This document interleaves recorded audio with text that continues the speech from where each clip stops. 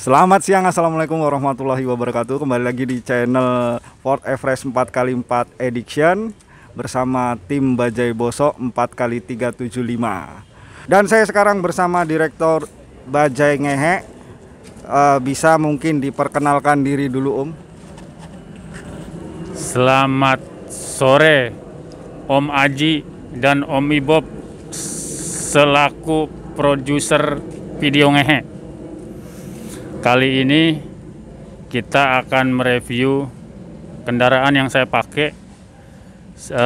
Kendaraan ini saya pakai tidak hanya untuk sedikit adventure off-road, tapi juga pemakaian harian. Sebelum kita lanjut, mungkin saya akan nanya-nanya sedikit, Om. Ini nih mobil apa dan basicnya bagaimana, modifikasinya bagaimana, Om? Oke. Mobil ini basicnya adalah Ford Everest generasi pertama, kelahiran tahun 2006. Mobil ini merupakan SUV dari Ford Motor Company yang masih menggunakan sasis leather frame dengan konstruksi kaki-kaki pada belakang itu menggunakan lip spring. Karena mobil ini diproduksi masih satu platform dengan kendaraan angkutan yang cukup populer di Indonesia, yaitu Ford Ranger. Kemudian suspensi depannya masih menganut independent front suspension dengan torsion bar. Mengenai modifikasi, sebetulnya mobil ini minor change modifikasinya. Jadi modifikasinya tidak terlalu banyak, lebih fokus ke kaki-kaki. Karena mobil ini sering dipakai untuk ya sedikit main-main tanah lah. Nah, yang kita ganti itu hanya di shock breaker. Shock breaker belakang itu menggunakan shock breaker yang memang peruntukannya untuk off-road. Kemudian shock breaker depan sama. Lalu mobil ini sudah mulai ada sedikit perubahan di ground clearance. Jadi ground clearance-nya itu naik sekitar 2 inci dengan body lift dan penggantian shock breaker dengan ukuran yang lebih panjang. Oke, maaf Om, saya potong dulu, Om. Ya. Mungkin kalau untuk perkenalan mobilnya jangan detail-detail dulu ya. Jadi kita detailkan sembari kita lihat keliling mobil ini. Ya. Jadi mulai dari bagian depan dulu nih. Ya. Oh ya Om, dari depan ini kita lihat di sini ada bumper yang bukan standarnya. Ini boleh diceritakan ini beli jadi atau mungkin bikin sendiri atau di custom di bengkel mana, boleh diceritakan, Om? Bumper ini dibuat dan didesain saya buat sendiri, desain sendiri dengan model yang memang sengaja dibuat lebih slim. Tujuannya agar beratnya tidak terlalu membebani performan mobil ini sendiri. Karena kalau dibikin lebih gemuk, lebih fat, makin berat. Jadi ada sedikit bisnis kecil-kecilan. Oh, siap. Untuk bikin aksesoris semacam ini. Dari mulai bulbar, kemudian sidebar, footstep, dan lain sebagainya yang mendukung sebuah mobil kegantengannya bertambah. Kurang lebih begitu, Om. Boleh tahu alamatnya di mana dan mungkin sosial medianya, Instagramnya atau? Ini kebetulan kita tidak banyak main Instagram, tidak banyak sosial media. Bisa dilihat di daerah Bekasi Timur. Mungkin nomor HP-nya nanti di sini. Ya, nanti bisa kita share nomor HP-nya. Untuk pembuatan bumper. Ya. Dan maaf Om. Dan di sini ada yang menarik, yaitu ada winch. Yang saya rasa ini winch-nya bukan winch yang ini ya, yang murah. Ini kayaknya winch yang lumayan mahal ini. Boleh dijelaskan lagi, Om? Ini winch, ini sebetulnya winch termurah di keluarga Warren. Ini dari Warren Industry. Tipe ini adalah VR Gen 3 10.000 VR Evolution Gen 3 10.000 lbs atau 4,5 ton. Tetapi ini sudah tidak standar. Oh, sudah dimodifikasi. Ya, jadi tali winch ini sebetulnya standarnya pakai steel cable atau seling baja. Nah, ini kita ganti dengan synthetic rope atau lebih populer di sini nyebutnya plasma rope ya. Dengan diameter 14 mili kali 30 meter. Berarti dia lebih ringan ya daripada lebih ringan dan lebih kuat. Dan lebih kuat daripada yang baja. Dan lumayan lebih anti kusut dibandingkan dengan yang kabel baja. Agak turun sedikit Om. Ya. Kita ke kaki-kaki Om, maaf Om. Ya. Di sini kaki-kakinya ini masih standar ya, independen ya. Ya, mungkin independen. ada modifikasi sedikit apa saja Om? Modifikasinya ini bisa dibilang tanpa modifikasi, tetapi karena mobil ini pemakaiannya lebih banyak untuk adventure off-road, maka saya menghindari pemakaian komponen kaki-kaki yang non-original. Jadi semua komponennya memakai original, dari terutama bagian terot, kemudian busing-busing, kemudian shock breaker juga menggunakan Amada Extreme tipe Sport yang peruntukannya untuk off-road. Jadi lebih tahan banting dibandingkan dengan shock breaker bawaan pabrik. Nah, untuk kaki-kaki sebisa mungkin sih dihindari untuk menggunakan non-original. Jadi saya prefer pakai yang original produk kalau untuk urusan kaki-kaki. Headlamp sudah bukan standar, headlamp memakai diemaker custom, diemaker 75 watt, lumayan terang sih, terang banget. Dia ada 3 mode, ada DRL, ini full, kemudian lampu besar tapi dekat ya. Ini lampu jauh, kalau lampu jauh nyala semua. Sama ini apa nih namanya? School head ya. Ini biasanya nyala pada saat lampu sen. Untuk mesinnya ini bagaimana ini Om? Masih standarkah atau mungkin sudah dimodifikasi apanya mungkin? Ini mesin masih standar, mesin original tipe WL, mesin diesel konvensional dengan injection pump. Mesin ini kapasitasnya 2500 cc, 4 silinder, dengan power kalau tidak salah sekitar 110 sampai 115 PS. Tetapi ada beberapa perubahan kecil yang saya lakukan. Salah satunya adalah cooling system. Jadi kelemahan mobil ini ada di cooling system. Menurut saya kapasitas radiatornya terlalu kecil dibandingkan dengan mesinnya sendiri. Oleh karena itu ada beberapa perubahan. Yang pertama adalah Visco fan ini saya menggunakan Visco fan-nya Ford Everest Gen 2 TDCi karena dia satu lebih putaran anginnya lebih kencang. Kemudian radiatornya juga cari yang 3 play. Lalu selain cooling system, ada beberapa perubahan untuk membuat kopling mobil ini lebih ringan daripada standarnya. Apa aja itu? Nah, yang pertama penggunaan master kopling. Master kopling atas bawah itu menggunakan punyanya Gen 2 TDCi. Kemudian ini pipa kopling ya. Pipa kopling ini juga menggunakan TDCi. Kalau aslinya dia itu pendek, hanya sampai segini nih.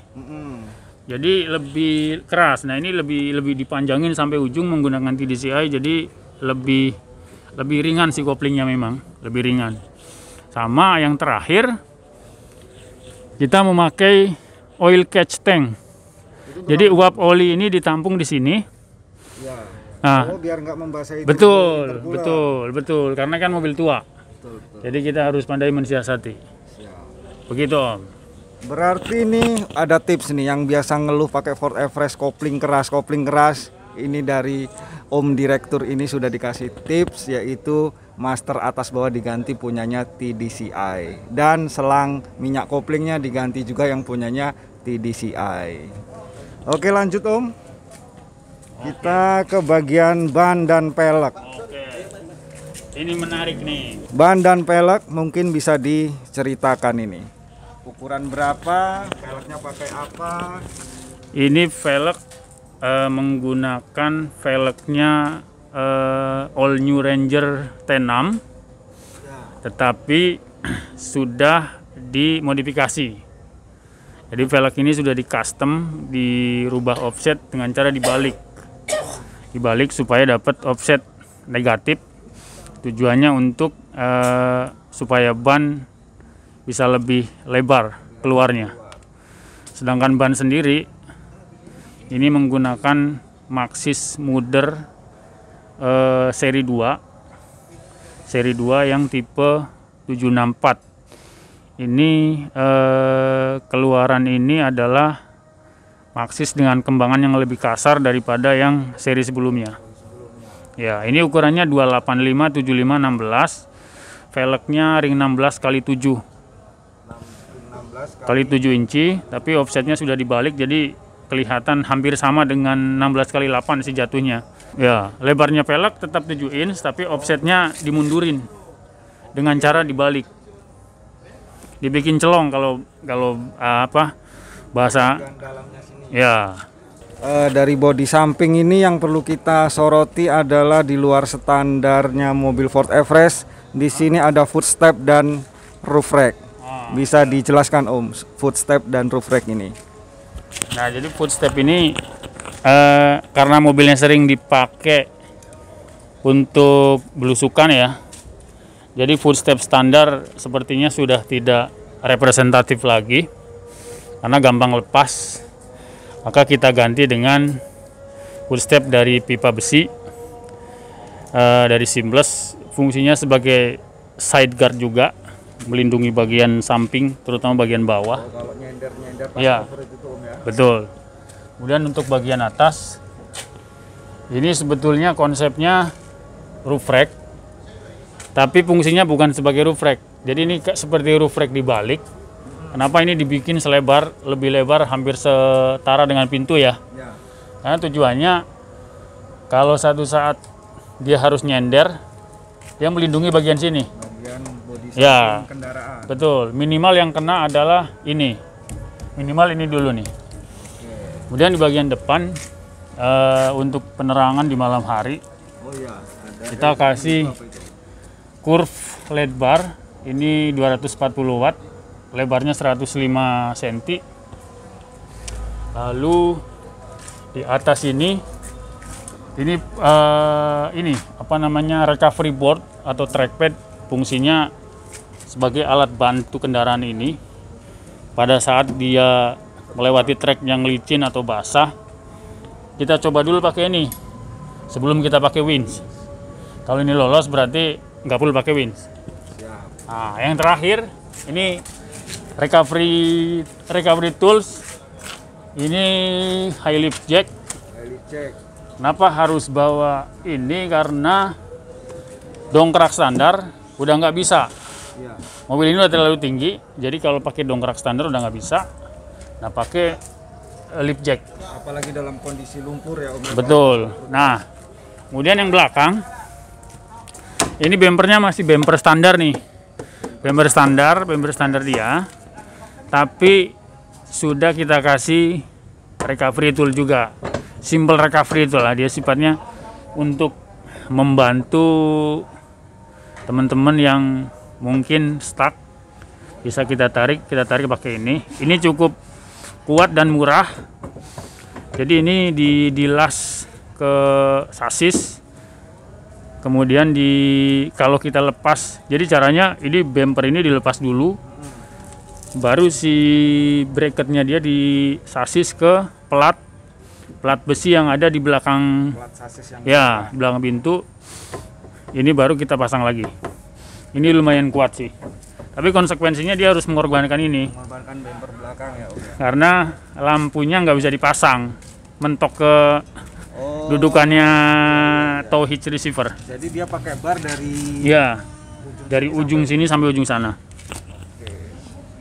Terus kemudian Om, satu lagi mumpung kita masih di bawah, kaki-kaki belakang tadi belum dijelaskan. Nah, kaki-kaki belakang ini Ini kebetulan pada saat pengambilan gambar, ini shock breakernya sedang diganti nih. Sebenarnya kenapa ini diganti? Karena untuk pemakaian dalam kota, shock breaker yang biasa dipakai itu kan shock breaker dari Pedder Suspension. Ya. Heavy duty, dia lebih keras banget. Nah ini sedang diganti yang shock breaker standar. Memang lebih empuk, memang benar-benar lebih empuk. Tapi kalau pas off-road nanti Ya, betul. Sedangkan ini mobil ini di body lift sekitar 2 inci. 2 inci. Kemudian per daunnya sedikit di roll ulang. Ada sedikit penambahan ground clearance sekitar 2,5 cm dari hasil roll per daun itu. per daunnya. Oke, berarti selain suslit berarti body lift juga. Ya, betul. Terakhir ini pakai side awning tent, waterproof, ukurannya 2,5 meter kali 3 meter. Yang terakhir ini supaya mobil relatif aman masuk genangan air, maka dipasangi snorkel. Ini fungsi, bukan cuman variasi, ini fungsi. Lalu kepalanya saya menggunakan kepalanya ini Land Cruiser VX200 yang United Nations Series. Begitu Om, tidak repot, nggak harus muter-muter kepala snorkel pada saat hujan. Biasanya kan orang muter kepala snorkelnya ke belakang kalau hujan ya, karena takut katanya kemasukan air. Kalau ini anginnya ngambilnya dari bawah Om. Jadi di sini ada kisi-kisi angin. Jadi ini sifatnya sebetulnya sebagai kayak semacam pembuangan debu. Kalau anginnya dihisap dari sini. Lanjut ke interior. Ini interior masih interior standar, hanya ada sedikit perubahan yaitu pada panel dashboard. Ini menggunakan wood panel. Wood panel. Iya, wood panel. Kemudian semuanya masih standar. Masih standar ya. Dashboard standar, jok standar. Iya, Music player, semuanya masih standar. AC, Iya, pengaturan hanya AC dan handle juga betul masih standar. standar. Hanya ada beberapa penambahan di sini, ada TV di sini untuk ya hiburan. Standar. Yang lainnya masih standar. Hazard, terus sebelah Hazard. di sini ada jam, Ada ini jam. isi AC, Betul. terus kemudian Ini untuk RFV menonaktifkan fitur 4x4-nya. oke. Terus handle-nya kalau 4x4 biasanya memang ada dua. Ya, betul. Handle pengaturan perpindahan dari 2x4 ke 4x4-nya height dan low-nya. Betul. Yang satu adalah handle presneling gigi